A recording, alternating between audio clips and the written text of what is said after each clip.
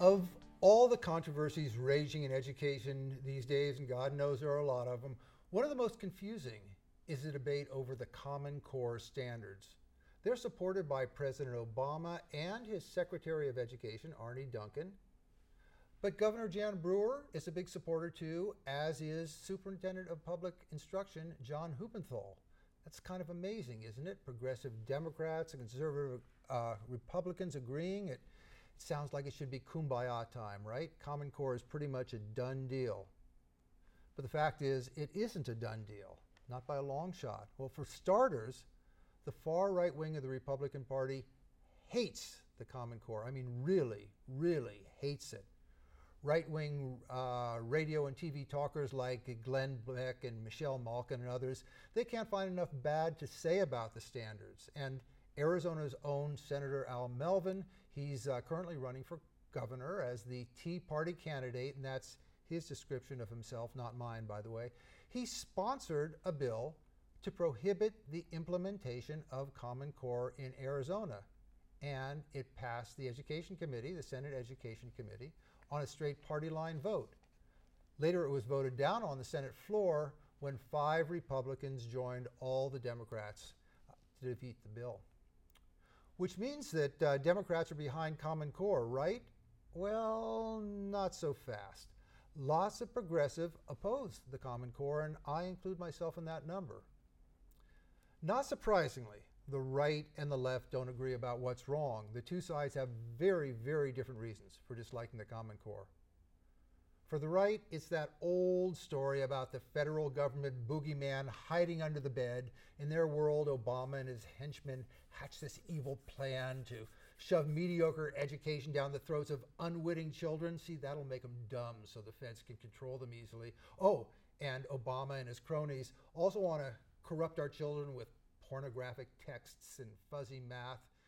If I'm exaggerating here, it's really not by much. This is true tinfoil hat territory, scanning the skies, looking for black education helicopters. Well, the right-wing criticism, as usual, is a mix of facts and misstatements and assumptions pulled out of the thin air. But for me, the standards aren't really the problem. I think it's reasonable to look at what we're teaching our children and see if we can improve on it. Ideally, that's what the newly created Common Core standards should be about, seeing if we can maximize the education for all children at each grade level all over the country. But the new standards were created in child-free zones, not in classrooms. And as for the experts, and I put that in quote, who created them, most of them weren't classroom teachers who can look at the standards and see if they make sense for children.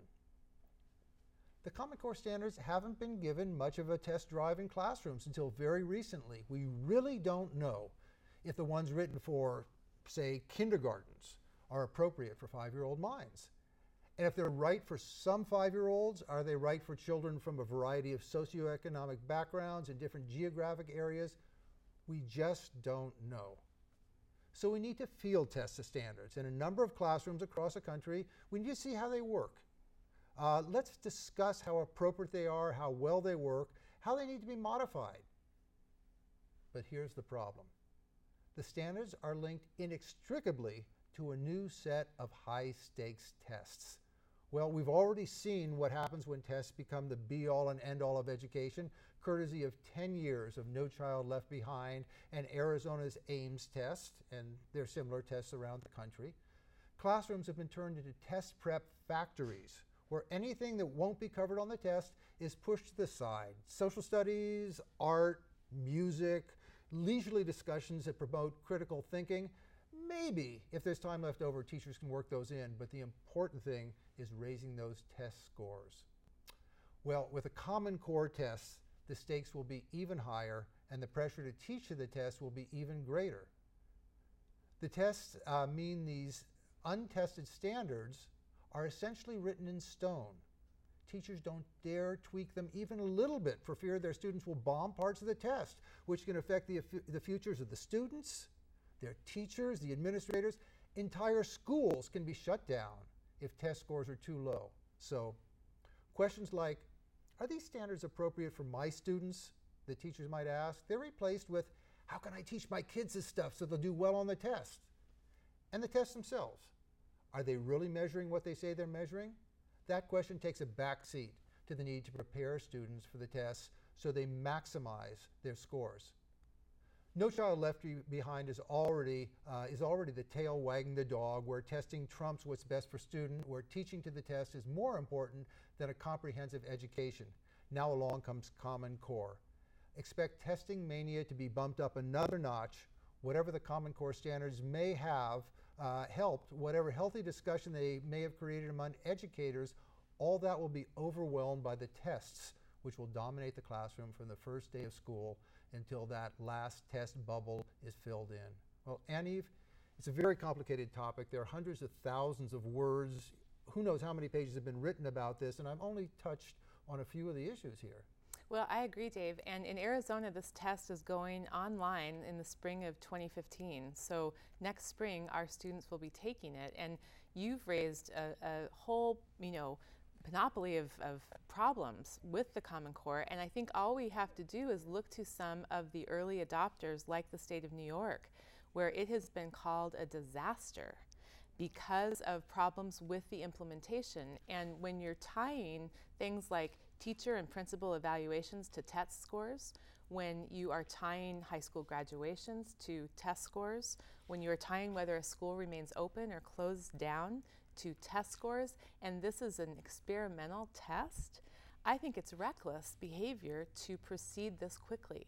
I think there are possibly some good things about the Common Core. I hear from teachers that they like aspects of it, and they like having a common curriculum and a common standard that all students at this age are expected to know these certain, have this frame of reference as a student. But I do think that if this is poorly executed, which I think it is being poorly executed, the results could be disastrous in the state of Arizona. And what I fear is that it's just going to be one more excuse to say, see, public schools are failing. Well, we're running out of time on this, but I want to bring up one more aspect, and that is, you asked why they're rushing it so much. And the answer to me is there's gold in them there are hills, because there's money to be made on textbooks. New textbooks are being made, replacing old textbooks. Consultants coming in. I just read today that the SATs are now sculpted to the Common Core standards. There's going to be a phenomenal amount of money. Billions and billions and billions of dollars in education is spent every year. And these people want to get their hands on more of it, and Common Core is a great way of doing it, especially if you can control the standards and say, our book, our materials, that's what will help your kids succeed. Well, and what a shame to see the money going into, those corporations rather than going into, the classroom. And in Arizona, there's a dearth of money going in to help our students prepare for the Common Core. So it's going to be a problem here. Let's slow it down. Let's Yes. look at it, look at the good stuff, and take some time to evaluate what's going on. I agree.